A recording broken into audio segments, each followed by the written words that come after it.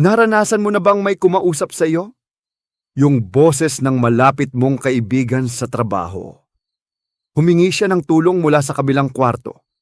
Pero paglingon mo sa iyong hawak na cellphone, nabasa mo ang mensahe mula sa kanyang pamilya. Kasalukuyan pala siyang nakaburol sa kanilang lumang bahay. Sino ang kumakatok sa iyong saradong pinto ngayon? Ako, si Kuya Jerry. At ito ang Aswang Confessions. Salamat sa inyong matapang na pakikinig ngayong gabi. Buksan ang mga isipan at talasan ang paningin. Ang bida natin ngayong gabi ay si Anton. Lumaki siya sa isang liblib na bayan ng Samar. Pagsasaka, ang hanap buhay ng kanyang mga matatandang magulang doon. Ngunit maagang pumanaw ang kanyang ama dahil sa sakit. Kaya naiwan sa kanya ang pag-aalaga sa pamilya. Mayroon siyang 3 nakababatang kapatid na nag-aaral pa. Bata pa lang ay namulat na siya sa hirap. Nakita niya ang teknolohiya bilang daan para makaahon. Tambay siya sa nag-iisang pisonet sa kanilang barangay. Doon siya natutong magkumpuni ng mga sirang computer. Naging scholar siya hanggang makatapos ng kursong IT noon. Lumuwas siya ng Maynila para makipagsapalaran sa malaking syudad. Ngayon ay narito na siya sa pangarap na kumpanya.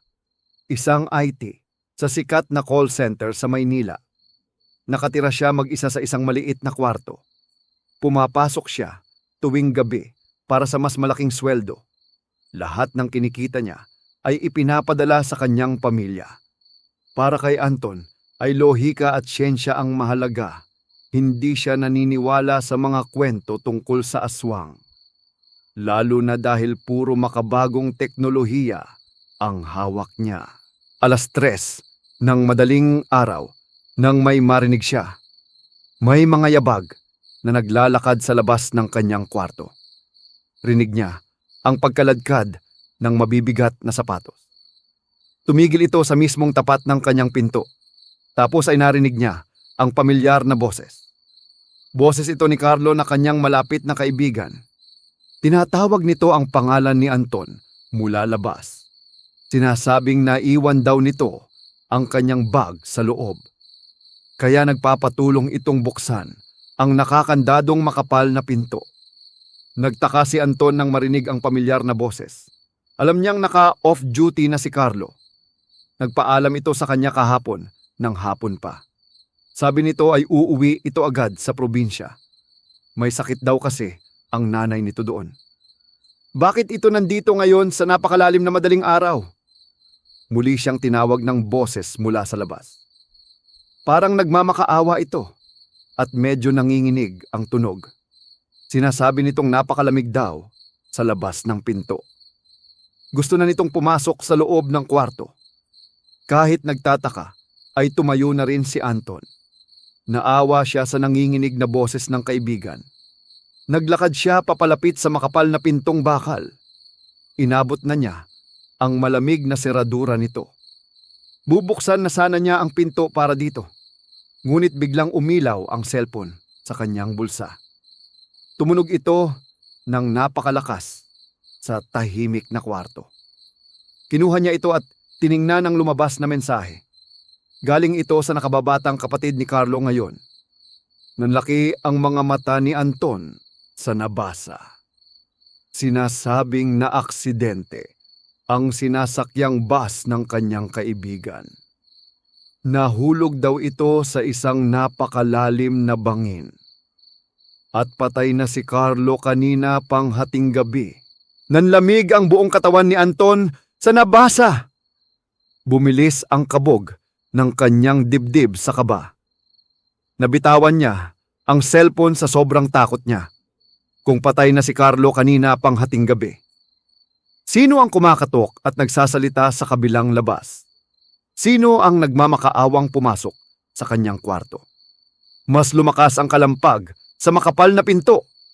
Parang may mabigat na bagay na bumabangga rito. Sinasabi ng boses sa labas na buksan nito. Pero ang boses nito ay dahan-dahang nagbabago. Nawala ang malumanay na boses ng kanyang kaibigan. Napalitan ito ng garalgal at napakalalim na tunog. Tumatawa ito ng nakapangingilabot sa kabilang panig pinto. Isang tawa na parang galing sa ilalim ng lupa. Dahan-dahan siyang lumapit sa maliit na salamin. Nanginginig ang kanyang mga tuhod habang humahakbang papalapit. Gusto niyang kumpirmahin kung sino ang nasa labas. Itinapat niya ang kanyang mukha sa salamin. Sumilip si Anton sa labas ng kwarto. Hindi tao ang nakatayo sa labas ng pinto. Nakita niya ang isang matangkad at itim na nilalang. Abot sa kisame ang tangkad ng halimaw doon. Wala itong mukha at puro mahahabang buhok lamang. Mayroon itong mahahaba at matutulis na mga kuko. Dinidilaan nito ang salamin gamit ang itim na dila. Nakita niyang nakangiti ito ng abot sa tainga. May mga matatalim na ngipin na parang aso. Kinalmot ng halimaw ang nakasarang pinto. Rinig na rinig ang nakakikilabot na tunog nito. Umatras si Anton at nagtago sa likod.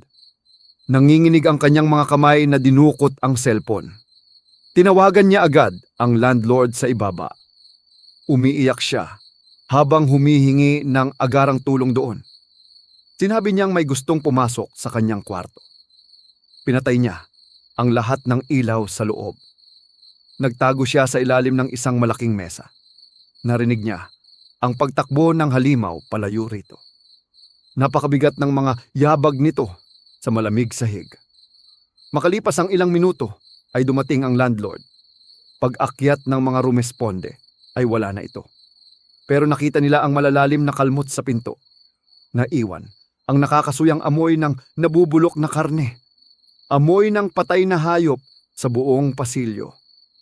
Dali-daling nag-resign si Anton ng kinabukasan. Hindi na siya bumalik sa malaking gusaling iyon. Kinuha niya ang kanyang mga gamit, kinaumagahan din. Sabi ng mga matatandang kapitbahay sa lugar iyon. Matagal na raw may nakatira sa taas na palapag na yon. Isang aswang daw ang nagtatago sa madilim na palapag. Kaya kung ikaw ay nag-iisa at walang kasama sa kwarto ngayon, at may kumatok na kaibigan mo mula sa labas, lalo na kung alam mong wala siya roon, siguraduhin mo munang buhay pa ang taong iyon. Tumawag ka muna bago ka lumapit sa pinto. Bago mo buksan ang kandado ng iyong kwarto. Salamat sa inyong matapang na pakikinig ngayong gabi. Huwag kalimutang mag-like at mag-subscribe dito. E-click ang bell icon para palaging updated. Ako si Kuya Jerry at ito ang Aswang Confessions. Hanggang sa muli.